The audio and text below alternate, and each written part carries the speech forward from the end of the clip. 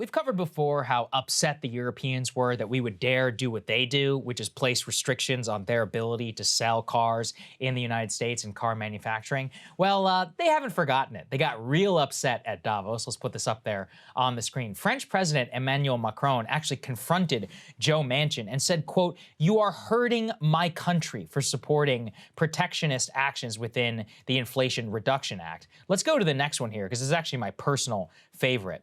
Olaf Scholz, the Chancellor of Germany, he confronts Joe Manchin. He says, "Your support for policies favoring U.S. automakers are hurting Germany." Manchin pulls out his phone, Googles tariff cost on autos in Germany, and shows the top result, which shows that Germany has a higher tariff on U.S. automakers than the tariff that we actually put in place just to try and protect our domestic manufacturing. These people are the biggest hypocrites in the world. The French and the Germans have some of the most protectionist economies in all of Europe. Germany specifically, their manufacturing, they go to immense government lengths to prop it up because it's the backbone of the German middle class and really of the entire European Union. And it's been smart for them too, by the way. I don't fault them for a second. I would do the same thing if I was Germany. But do not have the temerity to get upset when we do 1/10 and what we should have done 30 years ago, what you've been doing. Yes. And we're like, yeah, maybe we'll protect our own industry. And they're having a full-fledged freak out. There's another level of hypocrisy here too, because they would sort of chide the U.S. for not doing enough on climate change, which, I mean, deserved, right? I get it.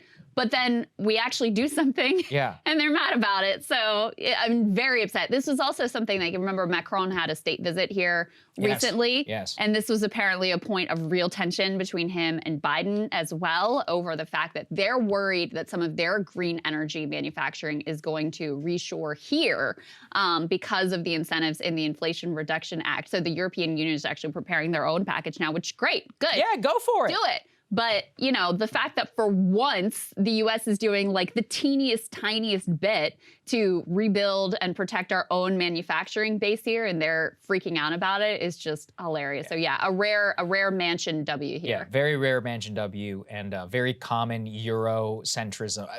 They drive me nuts. Like the level of moral superiority, once again. You know, they act like they are the kings of the world, both morally, and then they get so upset whenever we happen to do something they've been doing basically since the inception of their economy. Germany is the richest country in all of Europe, and France is, I think, number 2 or number 3, depending on how you define continental or define Europe with the UK or not. These are very rich societies. Like the idea that they could not comprehend why we would do this. Also, Krystal, you know, they're taking us to court most likely in terms of the, the World Trade Organization. They're calling this like a breach of the WTO. I mean, go for it, all right?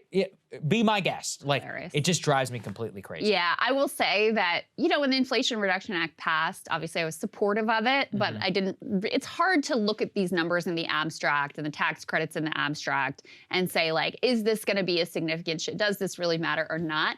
The total freak out from the Europeans has really hardened my support. Yes, I agree. And made me feel like, oh, this was actually a bigger deal than maybe I really realized at the time. So thank you. By, you know, happenstance, you have hardened my support and belief in the power of this program. Screw you. All right, we'll see you later. Hey guys, ready or not, 2024 is fully upon us now. And Saagar and I have been brainstorming ways that we can really up our game for this critical election. Yeah, we rely on our premium subs to expand our coverage, to add staff, to upgrade the studio. We just want to give you the best independent coverage of this election, which is possible. So if you can help us out, become a premium subscriber today, breakingpoints.com, or the link is down here in the description video. It really means the world to us. And if you like what we're all about, this is the best possible way to keep us 100% independent, working only for you.